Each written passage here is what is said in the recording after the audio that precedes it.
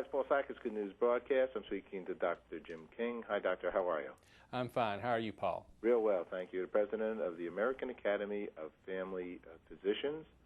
And you've done a survey. A new poll shows patient-centered medical home concept meets women's health care expectations. Okay, so they're feeling good about that. So, well, tell us about the survey and some of the results. Be glad to, Paul. We did a survey of over 1,000 women, asking them what they thought about the healthcare system. And what they told us was basically they were unhappy with it. It was inconvenient, and it was fragmented, and it was really a challenge for them to get the health care they needed for themselves and their families. Now, what they told us they wanted was a personal physician, someone who knows their health and their family's health history, someone that can provide most of the health care they need. But when they can't, to make sure that they help navigate them through this very complicated healthcare system to get the care that they need and want and deserve. Now, what the American Academy of Family Physicians has done, along with other groups, is begin the process of the model called a patient-centered medical home, with the key words being patient-centered and focused on the patient. What the medical home is really a home base. It's where you go to get the health care that you need. And at the same time, we do help navigate you through this complicated healthcare system.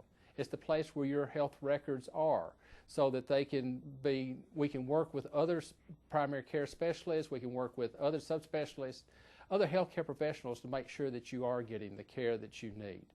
But it's a little different than the normal practice that we've had in the past, because we've expanded the services that we provide to our patients. One of those things is increasing access. We do that by having expanded hours. You can come in earlier in the morning to be seen by your or maybe after school you can bring the kids in without having to miss work. We also have same-day visits. If you call us today, we will see you today. And while you're here, we'll make sure that we're providing those services that you need to be kept up on, whether it be your preventive services with immunizations, making sure you're getting your cancer screening, or managing chronic conditions if you happen to have hypertension or heart disease or diabetes. Now, let me see if I understand. Where are these located? Now, a patient-centered medical home would probably be in the same practice location that you're seeing your doctor now. It's where family physicians are located and other primary care specialists in that office site. But they've expanded it using the electronic health records so that we can share data, that we can do things to improve the care that we give. Sounds like you're helping somebody in the background there right now. Or maybe that was here. We had a bunch of sirens. Happening. So I'm looking at your website, familydoctor.org, okay? Health information for the whole family. I don't know if I'm still clear on where they are. Do you have some in New York? Well, there are some practices in, like every state in New York, but this is a very early process. We're beginning now to define what it takes to be a patient-centered medical home and to be able to have those practices certified. Me as a family physician can never be a patient-centered medical home, but I'm definitely a part of that home. That home consists of the patient himself and a team working, whether it be the nurse in the office, to develop those. So to say that you can go on a web page and find a list of patient-centered medical homes, they're not there yet, but it will be coming. Okay, all righty. And the organization, the Academy of Family Physicians. So tell us a little more about that. Well, the American Academy of Family Physicians, there's over 93,000 family doctors across the country. And what we're doing is what we've always been trained to do. We have a 3-year residency. We take care of children all the way up to senior citizens. We provide that preventive care.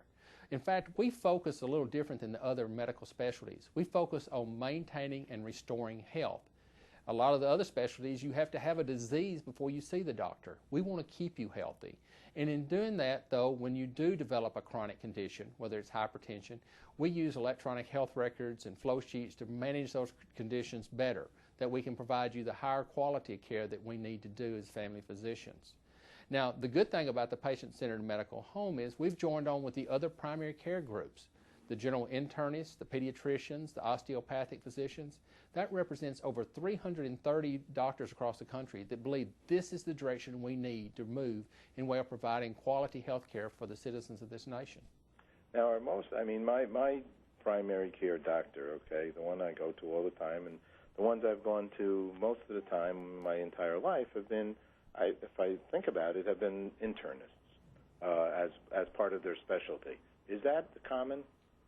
Well, that's common. And we see it, but a lot of people in rural areas and others, it's a family physician. The difference is an internist takes care of adults. I mean, they won't take care of anyone until they at least reach the age of 18 usually. And they take care of adult patients, where we take care of the full breadth from childhood all the way through adult life.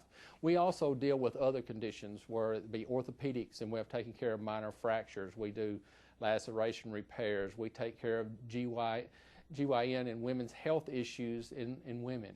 Many family physicians still do obstetrics and deliver babies. So we provide a more general care of the patients we work with. Yeah, I guess in his case, it's a specialty, one of them amongst, probably. But when you go to medical school, do you have to pick a concentrated, like an internist or a specialist, or can you just come out of medical school as a doctor? Well, you really can't come out of medical school as just a general practitioner or a doctor any longer. Family medicine, we have a 3-year residency, the same as internal medicine has, that we complete after we complete medical school. And most all other specialties have a 3 or more year residency training program that they do before they go out and start the process of practicing medicine. Mm-hmm. Okay, so in essence, the family physician, the obligations now in medical school are a little different. Well, the obligations are different. The technology is more advanced. The amount of knowledge we have to know is greater, so that we are on a continual learning process and an educational process. Mm-hmm. Well, I mean, my hat's off to you and your organization and the good things that you do. I